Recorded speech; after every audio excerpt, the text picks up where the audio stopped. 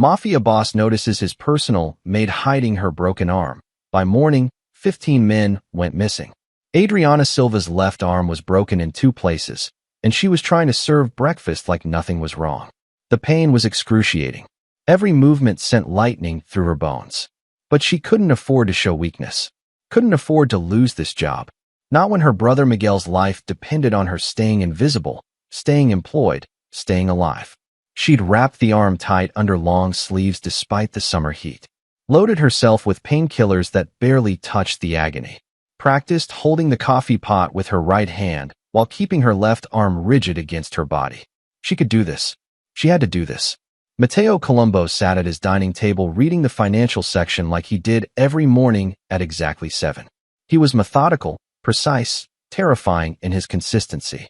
New York's most feared mafia boss, the man they called the Reaper because people who crossed him simply ceased to exist. And Adriana had been his personal maid for 8 months, learning his routines, staying invisible, doing her job perfectly. Until this morning, when her shaking hand missed the coffee cup by an inch. Mateo's eyes lifted from the newspaper. Dark. Calculating. Missing nothing. You're trembling. I'm fine, sir. Just tired. Adriana tried again. Managed to pour the coffee without spilling. Look at me. She met his eyes. Mistake. Mateo saw everything. The exhaustion, the pain she was hiding, the bruise on her cheekbone she tried to cover with makeup. Your arm. Show me. Adriana's heart stopped. Sir, I'm perfectly capable of. I don't repeat myself. Mateo's voice dropped to that deadly calm that made grown men confess to crimes they didn't commit. Show me your arm. Now. Her hands shook as she set down the coffee pot. Slowly, she rolled up her left sleeve. The bruising was spectacular, purple and black and yellow, swollen around the forearm where the bone had cracked. She'd been to a clinic, but they wanted money she didn't have for a cast. So she'd wrapped it herself and prayed it would heal. Mateo stood so fast his chair scraped the marble floor. He crossed to her in 3 strides, his hand gentle as it lifted her arm for closer inspection. The contrast was stunning. This man who broke people for a living, touching her broken arm like it was made of glass. Who did this to you? His voice was quiet. That was worse than yelling. Quiet meant Mateo was thinking about murder. Before we see what happens next, smash that subscribe button, drop a comment telling us where you're watching from, and share this video. Because what Mateo does in the next 24 hours is going to shock everyone. Now let's get back to the fire. I fell, sir. Clumsy. It's nothing. Don't lie to me, Adriana. Mateo's thumb brushed over the bruising, featherlight. I know what defensive wounds look like. Someone hit you. Multiple times. You tried to block. They broke your arm anyway. His eyes met hers, and there was murder in them. Tell me who. Tears burned behind Adriana's eyes. If she told him, Miguel died. The loan sharks had been crystal clear about that. But if she didn't tell him, Mateo would find out anyway. He always found out everything. I can't. Please don't ask me. Mateo pulled out his phone, speed dialed. Marcus. My penthouse. Now. Medical emergency. He hung up, his attention never leaving Adriana. Sit down. Don't move that arm. Dr. Marcus Chun arrived within 12 minutes, black bag in hand. He was Mateo's personal physician, the man who patched up bullet wounds without calling police. He examined Adriana's arm with professional efficiency while Mateo watched like a predator waiting to strike. Broken. 2 fractures in the ulna. Maybe a week old based on the bruising. Marcus looked at Mateo. Someone beat her. The pattern suggests she was trying to protect herself or someone else. Can you fix it? She needs a hospital.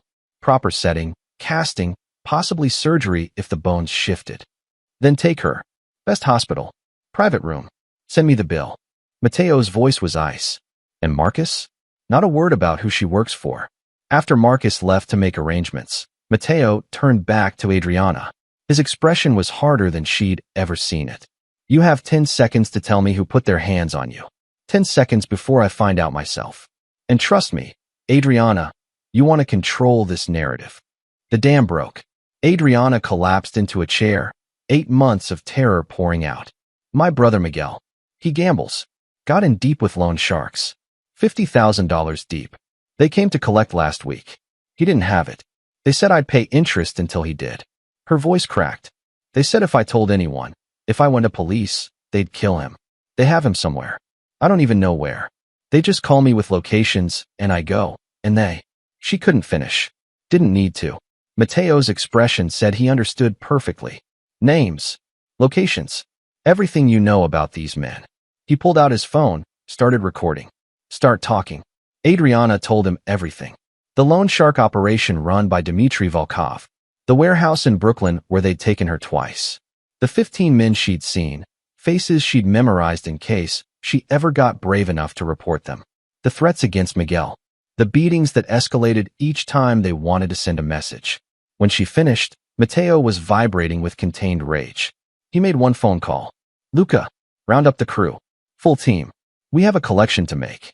Pause. 15 men. Loan shark operation. Brooklyn warehouse. Another pause. I want all of them. Every single one. By midnight tonight. He hung up and turned to Adriana. Where's your brother right now? I don't know. They move him. Keep me from knowing so I can't run. We'll find him. And Adriana. Mateo's voice was absolute. Nobody touches you again. Ever. Do you understand me? Sir, I'm just your mate. This isn't your problem. Something dangerous flickered in Mateo's eyes. You stopped being just my maid months ago. You just didn't know it yet.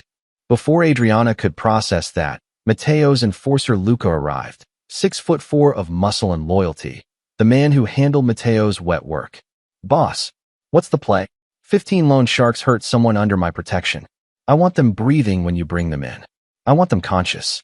I want them scared. Mateo's smile was terrifying. And I want them to know exactly why they're about to disappear.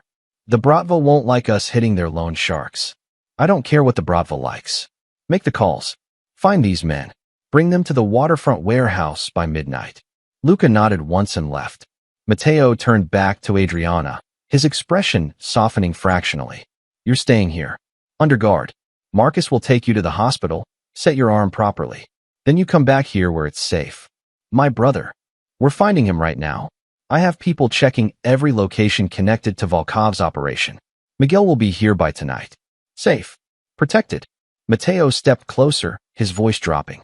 I need you to trust me, Adriana. Can you do that? She looked at this man who terrified the entire city, who'd just mobilized his entire organization because someone hurt his maid, who was looking at her like she was precious instead of disposable. I trust you.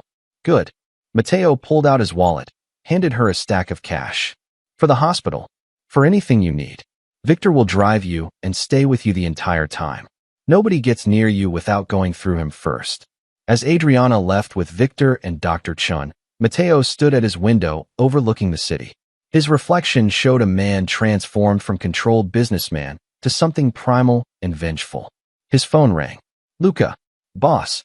We found the brother. Warehouse in Red Hook. He's alive, scared, but not hurt beyond some bruises. Bring him here. Full protection detail. And the loan sharks? We've identified 12 of the 15. Working on the last 3.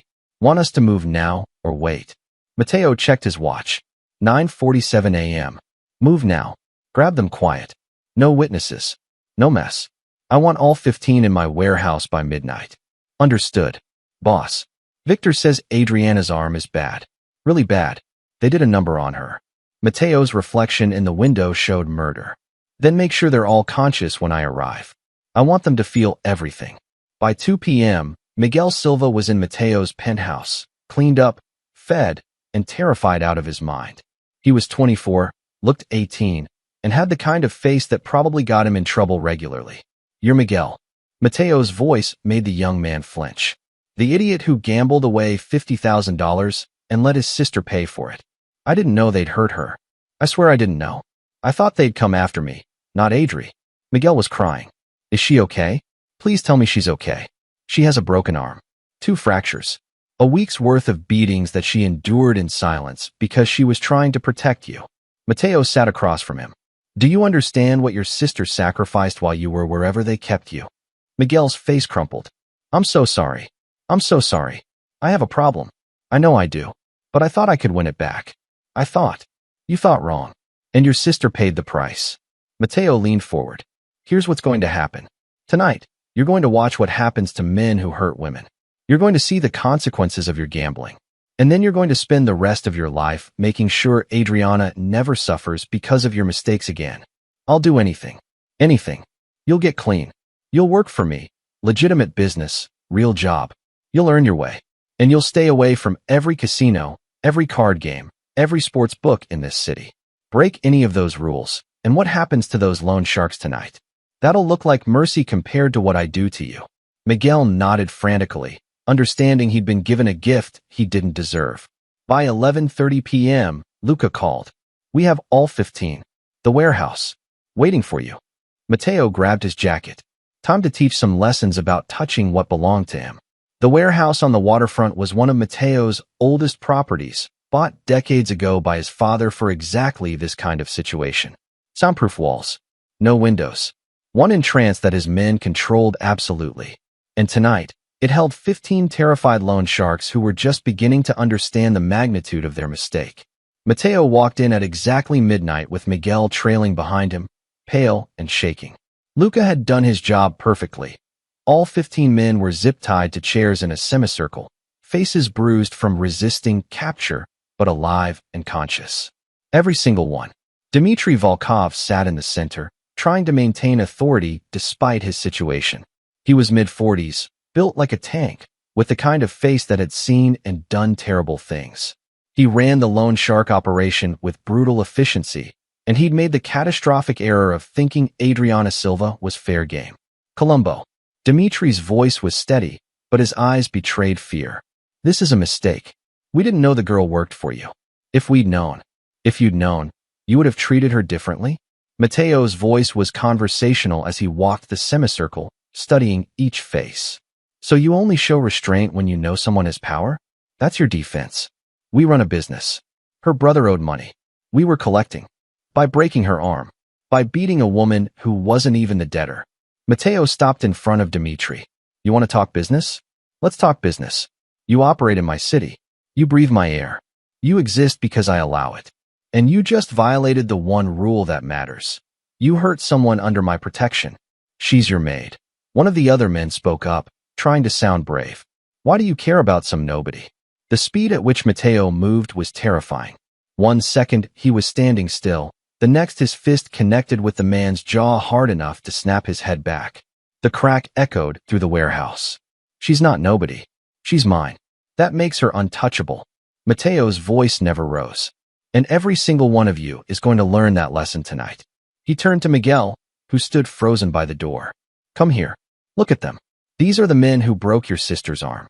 Who made her work with fractures because she was too scared to lose her job. Who threatened to kill you if she told anyone. Miguel shuffled forward, his eyes wide with terror and guilt. This is what your gambling costs, Mateo continued. Not just money. Not just debt. Real consequences to real people you supposedly love. Look at them. Before the confrontation could continue, Mateo's phone rang. He answered, listened, then smiled coldly. Bring her in. Adriana walked through the warehouse door with her left arm in a proper cast, Victor flanking her protectively. She'd insisted on coming despite Dr. Chen's protests, despite the pain medication making her woozy. She needed to see this. Needed to face the men who'd terrorized her. Adriana, you don't have to be here, Mateo said gently, his entire demeanor shifting when he looked at her. Yes, I do. Her voice was stronger than she felt. They need to see I'm not scared anymore. She walked forward, and the 15 men watched with growing dread. The woman they'd beaten was standing in front of them, flanked by New York's most dangerous mafia boss and his crew. The power dynamic had completely shifted. Dmitri tried one last play. Colombo, we can work this out. The debt is forgiven. We'll stay away from the girl and her brother. Call it even. Even. Mateo's laugh was bitter. You think this is negotiable? He pulled out his phone again, dialed, put it on speaker. It rang twice before a heavily accented voice answered. Mateo Colombo. This is unexpected. Alexei, I have 15 of your loan sharks in my warehouse. They hurt someone under my protection. I'm calling as a courtesy before I handle this. There was a long pause. Alexei Volkov, Dmitri's distant cousin and a high-ranking Bravo boss, was calculating the politics of this situation. What did they do? Beat a woman. Broke her arm. Threatened to kill her brother. Used violence against innocents to collect gambling debts. Another pause. These men freelance. They do not operate under Bravo sanction. They are not our people, Mateo. Do what you need to do. We do not protect those who bring unnecessary heat. Mateo hung up and watched the color drain from Dimitri's face. Looks like you're not as connected as you thought. You can't just, we have rights. This is kidnapping. Illegal detention. Dimitri grasped at legal straws he'd never cared about when he was the one with power. You're absolutely right, Mateo said calmly. Which is why I'm not keeping you. He pulled out another phone, made another call. Detective Morrison. It's Columbo. I have a gift for you. 15 loan sharks, evidence of their operation, and a victim willing to testify. Yes, the anonymous tip you got about the warehouse in Red Hook was from me. Federal crimes, racketeering, extortion. You'll want to move fast before they lawyer up. He hung up and smiled at the 15 men. The NYPD will be here in approximately 8 minutes. My lawyers have already compiled evidence against all of you. Financial records, witness statements, recordings of your threats. You're looking at federal time. 10 to 15 years minimum. You set us up, Dimitri breathed, understanding crashing down. I did better than that. I made sure you face real consequences. Legal ones. The kind you can't threaten or buy your way out of. Mateo leaned closer. But before the cops arrive, I need you to understand something. Adriana Silva and Miguel Silva are under my personal protection. Permanently. If anything happens to them, an accident, an illness, someone getting out of prison early, I will assume you're responsible. And I will visit each of you personally. The threat hung in the air, absolute and terrifying. These men understood that Mateo's reach extended far beyond these warehouse walls. That even in prison, they weren't safe if they violated his terms. Sirens wailed in the distance, getting closer. Mateo gestured to Luca. Get Adriana and Miguel out of here. Back entrance. I'll handle the police. As Adriana was being escorted out, she stopped, turned back. Wait. She walked to Dimitri, looked him in the eyes. The man who'd orchestrated her beatings tried to look away, but she grabbed his face with her good hand, forcing him to meet her gaze. You tried to break me. You thought I was weak, helpless, alone. But I survived. And now you're going to prison knowing that you failed. That I'm stronger than you'll ever be. She released him and walked out without looking back. The police arrived moments later, detectives who owed Mateo favors, federal agents who'd been investigating the loan shark operation for months. They found 15 criminals zip-tied and waiting, along with boxes of evidence that made their case airtight. Mateo watched them load the loan sharks into vans, satisfied that justice, his version of it, had been served. Back at the penthouse, Adriana sat in the living room with Miguel beside her. Her brother hadn't stopped apologizing, hadn't stopped crying since seeing what his gambling had cost. I'm so sorry, Adri. I'm so sorry. I'll fix this. I'll get better. I'll never gamble again. You're going to get help, Mateo said, entering with 3 glasses of whiskey. He handed one to Adriana, kept one for himself. Miguel got water. Real help. Therapy. Gamblers Anonymous. Whatever it takes. And you're working for me now. Legitimate business.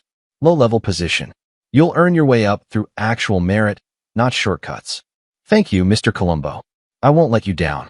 You won't let your sister down. That's what matters. Mateo turned to Adriana. Your arm. How's the pain? Manageable. Dr. Chun gave me good medication. She sipped the whiskey, wincing as it burned. Thank you. For everything. For finding Miguel. For handling those men.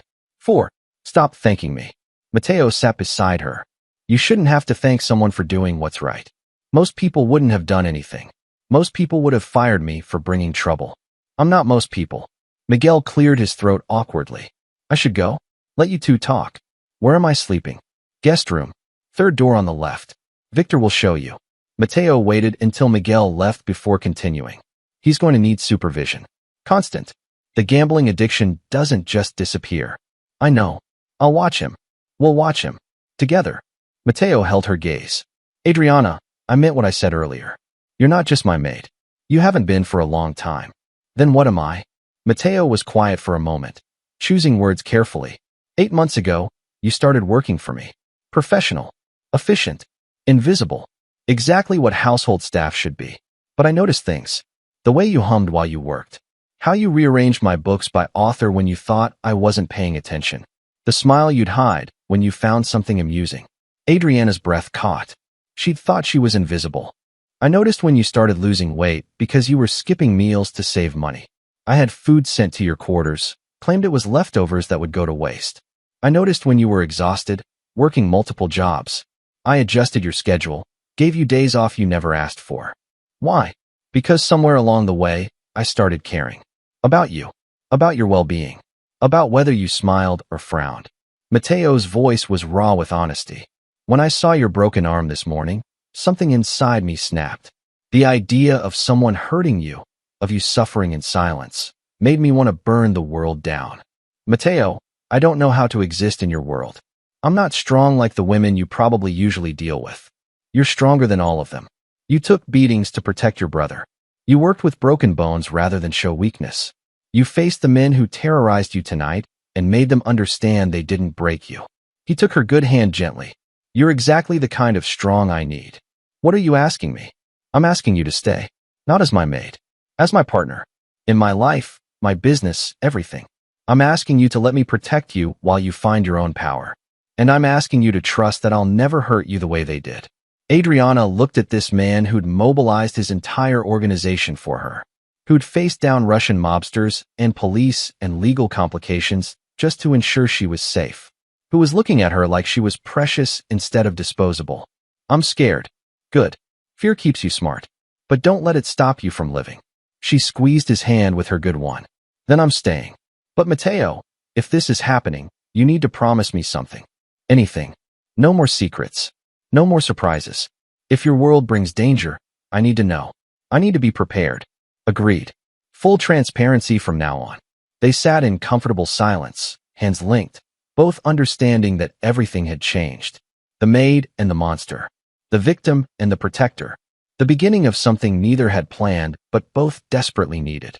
Outside, the city continued its chaos, unaware that 15 loan sharks were being processed into the system, that Miguel Silva was getting a second chance he didn't deserve, that Adriana Silva had just become the most protected woman in New York. 3 weeks after the loan sharks were arrested, Adriana's life had transformed in ways she couldn't have imagined. She no longer cleaned Mateo's penthouse. She lived in it. Not as staff, but as his partner. Miguel was enrolled in an intensive gambling addiction program and working in one of Mateo's legitimate restaurant supply businesses, supervised closely but given real responsibility. And Adriana was learning what it meant to be part of Mateo Colombo's world. Again, Victor barked from across the training mat. You're dropping your right side. That's how someone gets past your guard. Adriana adjusted her stance, sweat dripping down her face. Her left arm was still in a cast, but Mateo had insisted she start self-defense training immediately. Not just basic techniques, real combat training from his best security team. She threw the punch Victor taught her, using her body weight like he'd shown. Better.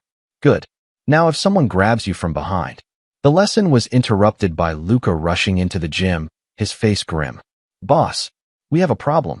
Mateo, who'd been watching Adriana's training from the corner, immediately shifted to alert. Talk. Dmitry Volkov made a call from holding before they transferred him to federal lockup. His cousin Yuri Volkov, Bratva captain, not someone Alexei controls directly, is mobilizing. Word on the street says he's looking for payback. Mateo's jaw clenched. How many men? 20. Maybe more. They hit 2 of our legitimate businesses this morning. Restaurant on 5th got its windows smashed. Construction site in Brooklyn had equipment vandalized. Luca's expression was dark. Boss, they're sending a message. This is about the girl. Adriana froze, the training session forgotten. What? It's not about you, Mateo said quickly, crossing to her. It's about me. They're using the situation as an excuse to push boundaries, test our response. People are getting hurt because of me. People are getting hurt because the Bratva sees an opportunity. Mateo's voice was firm. This was always a possibility. It's not your fault. But guilt twisted in Adriana's stomach anyway. What are you going to do? Handle it. Like I handle everything. Mateo turned to Luca. Call a meeting. Our captains. I want options on the table by tonight. After Luca left, Adriana grabbed Mateo's arm. Let me help. Teach me how your world works.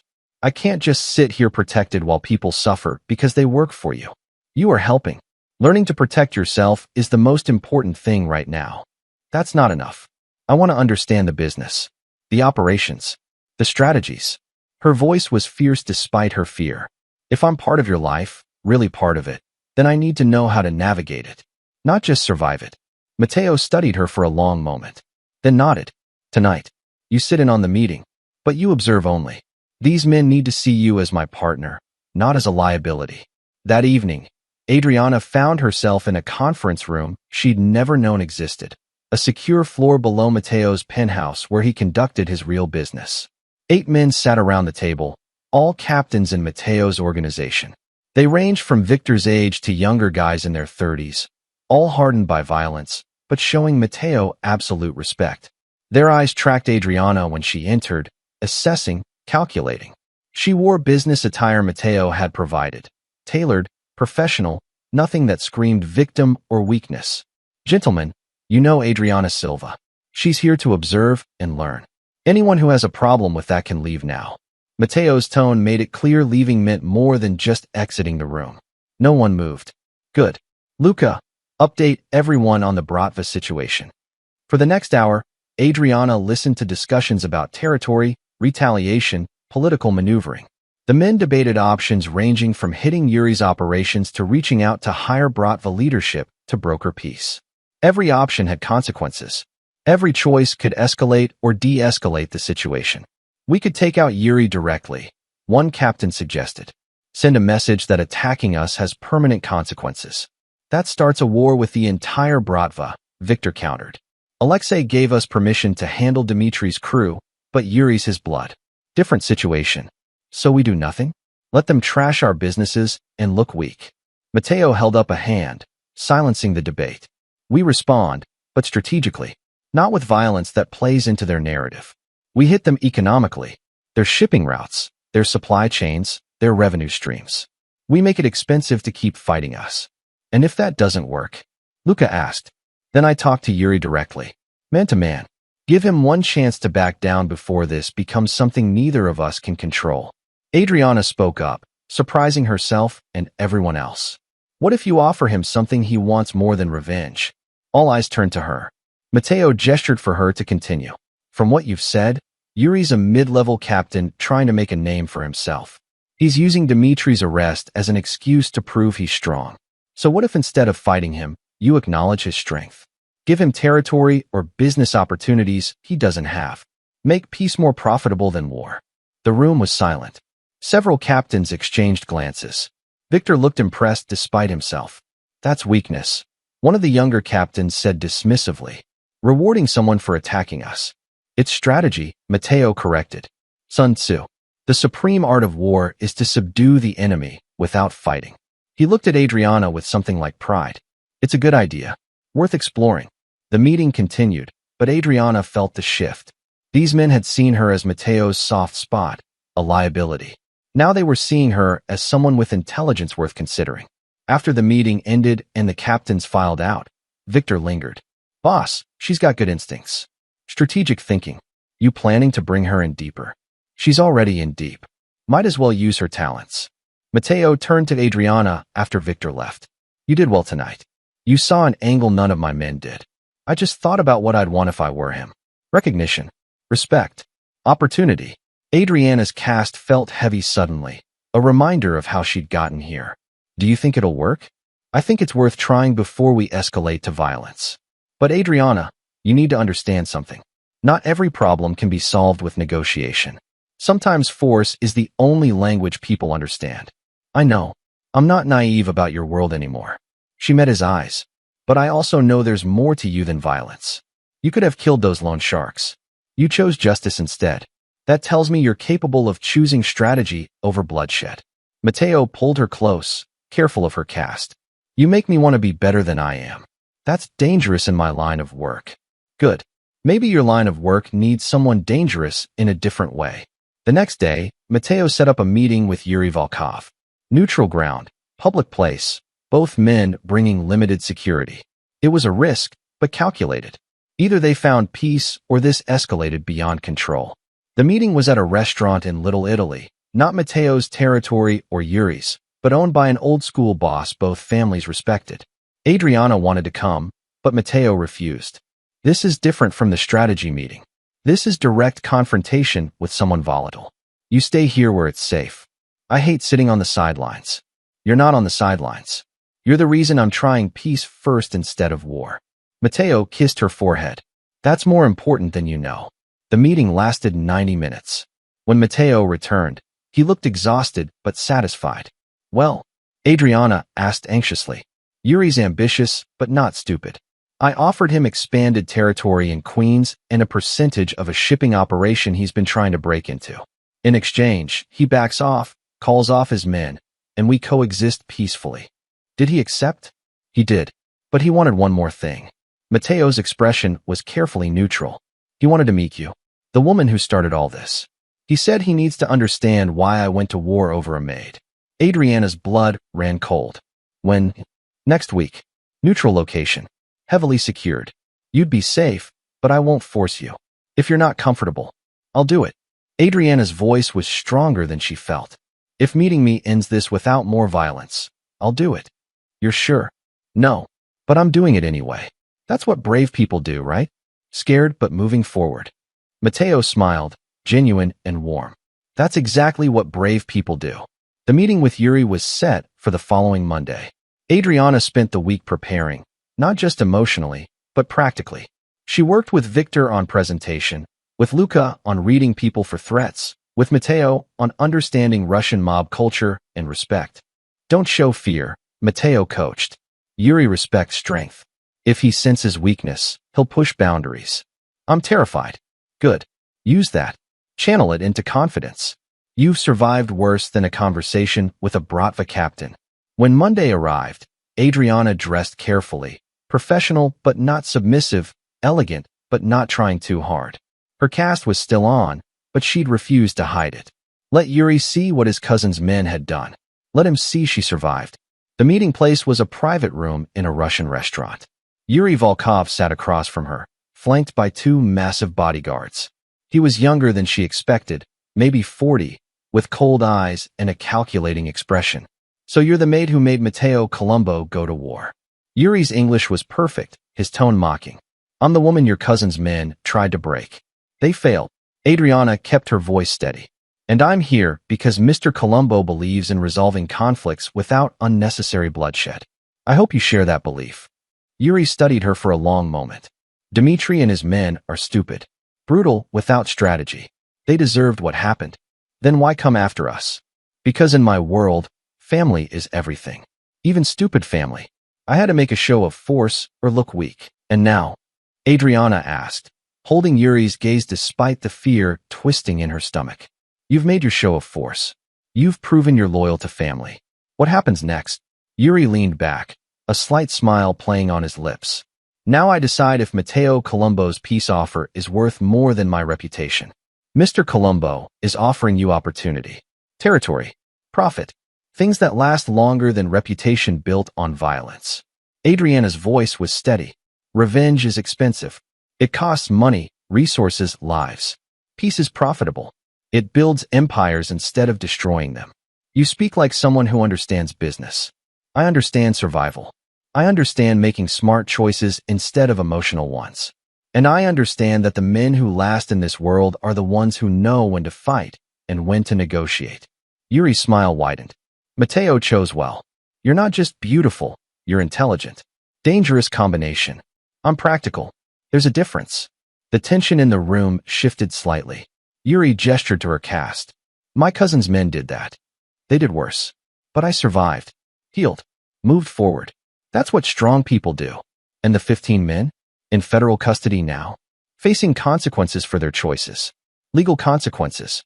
The kind that don't start wars or cost innocent lives.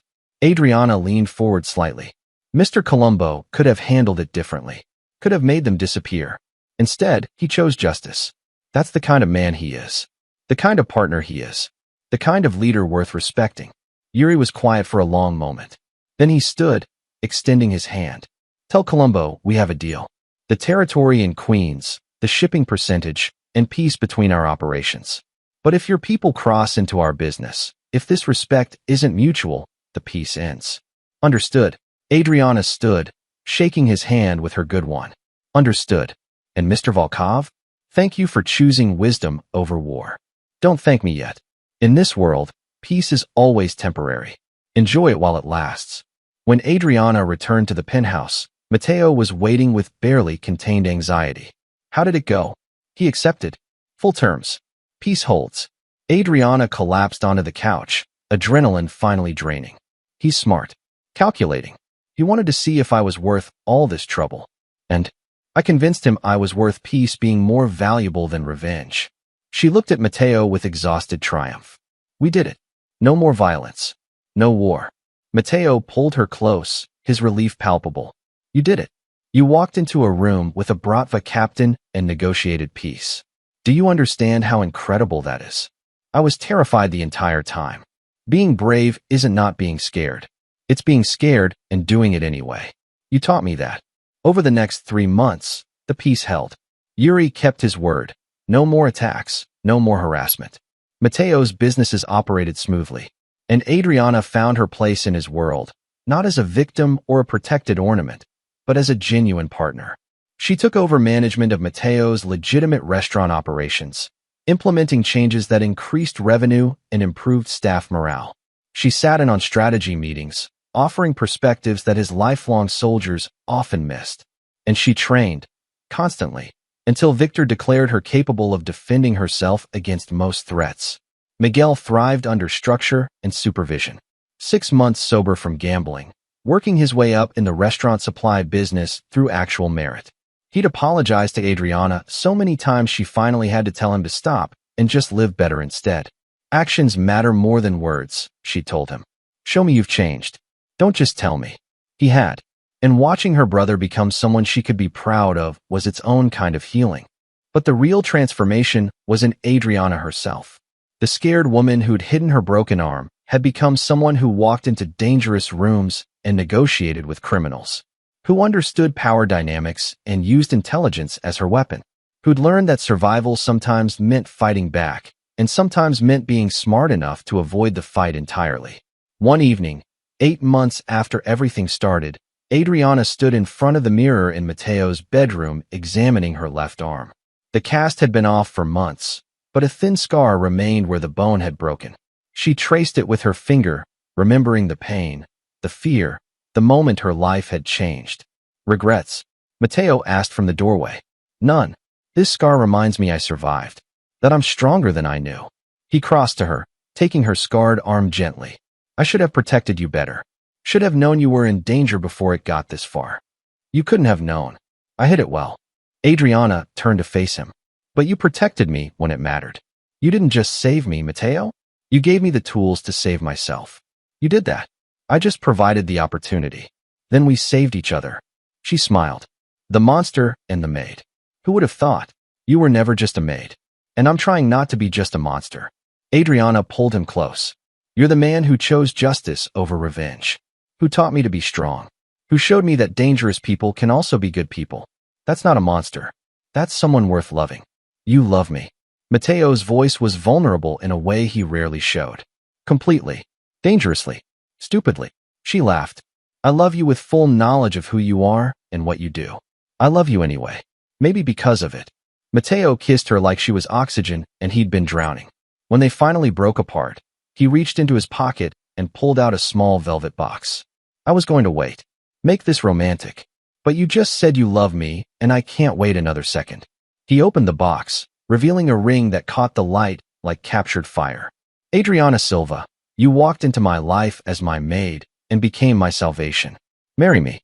Build this complicated, dangerous, beautiful life with me. Let me spend every day proving I'm worthy of your love. Tears streamed down Adriana's face. Yes. God, yes. 1,000 times yes. The ring slid onto her finger, a perfect fit, like everything about them. Matteo held her like she was the only thing keeping him grounded, and maybe she was. 6 months later, they married in a private ceremony at Matteo's estate. Miguel walked her down the aisle, sober and proud and grateful for the second chance his sister's courage had given him. Victor stood as Matteo's best man and cried through the entire ceremony. Luca provided security but smiled the whole time. And even Yuri Volkov sent an expensive gift with a note. To the woman who chose wisdom. May your marriage be as strategic as your negotiations. The reception was small but powerful, a mix of Matteo's organization and Adriana's world, both sides acknowledging this union that had started with violence but became something beautiful. Dr. Chun, who'd set Adriana's broken arm that first terrible day, gave a toast. I've set a lot of bones in my career, but I've never seen someone heal the way Adriana did. Not just physically, but in every way that matters. She took something broken and made it stronger. That's not just healing. That's transformation. As the evening wound down, Adriana stood on the terrace overlooking the estate, her husband beside her, her brother laughing with friends inside, her future stretching before her like an unwritten book. "What are you thinking about?" Matteo asked, his arm around her waist. "I'm thinking about how one terrible thing led to everything good. How getting my arm broken was the worst and best thing that ever happened to me." She looked at her husband, this dangerous, complicated, wonderful man. "If those loan sharks hadn't hurt me, you wouldn't have noticed. We wouldn't be here. I would have noticed eventually. You were impossible not to notice. But it wouldn't have been the same. The fire, the urgency, the absolute certainty that we belong together, that came from crisis. From you seeing me at my most vulnerable and choosing to protect me anyway. I'll always protect you. That's not negotiable. I know. But now I can protect myself too. And protect you. And protect the people we care about." Adriana touched her wedding ring, then the scar on her arm. "I'm not the same woman who served you breakfast 8 months ago. No. You're stronger. Fiercer. More incredible. I'm yours. Completely. And you're mine. Always." They stood together as the sun set over their estate, the city glittering in the distance. Somewhere out there, 15 loan sharks were serving federal time, learning that consequences were real. Yuri Volkov was building his empire in Queens, respecting the peace they'd negotiated. And countless people working for Matteo's organizations were safer because Adriana had taught him that power could protect instead of just destroy. The scared maid who'd hidden her broken arm had become Adriana Colombo, partner to one of New York's most powerful men, negotiator of peace, survivor who'd transformed her pain into purpose. And every time she looked at the scar on her arm, she remembered, not the pain of breaking, but the strength of healing. Not the fear of those terrible weeks, but the courage she'd found to face her attackers. Not the helplessness of being a victim, but the power of becoming a warrior. 1 year later, Adriana stood in that same penthouse where she'd once served breakfast, but now she was reviewing financial reports for their expanding legitimate businesses. Matteo's organization was shifting, slowly, carefully, toward operations that didn't require violence.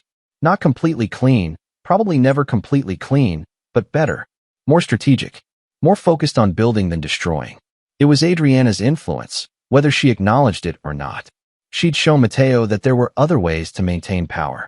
That respect could be earned through fairness instead of just fear. That the strongest empires were built on loyalty freely given, not loyalty extorted through violence. A young woman knocked on the office door, Maria Santos, newly hired as Adriana's assistant. She was 23, working 3 jobs, drowning in family debt. Adriana had seen herself in Maria's exhausted eyes and offered her a position that paid enough to quit the other jobs. "Mrs. Colombo, the quarterly reports are ready for your review." "Thank you, Maria. And please, call me Adriana. We're not formal here." As Maria left, Matteo entered, pressing a kiss to Adriana's temple. "You're changing lives. You know that. I'm just helping where I can. Like someone once helped me. You're doing more than helping. You're showing people there's a path from survival to thriving. That one person standing up can change everything." Adriana thought about that first terrible morning. About hiding her broken arm. About Matteo noticing what no one else had seen. About 15 men learning that hurting innocents had consequences. About choosing courage over fear, again and again, until courage became habit. "We changed each other," she said softly. "You taught me to be strong. I taught you to be merciful. Together, we're building something neither of us could have built alone. A better world. A better version of your world. One where power protects instead of destroys. Where people like Maria don't have to suffer in silence. Where broken things heal stronger than before." Matteo pulled her close. "I love you.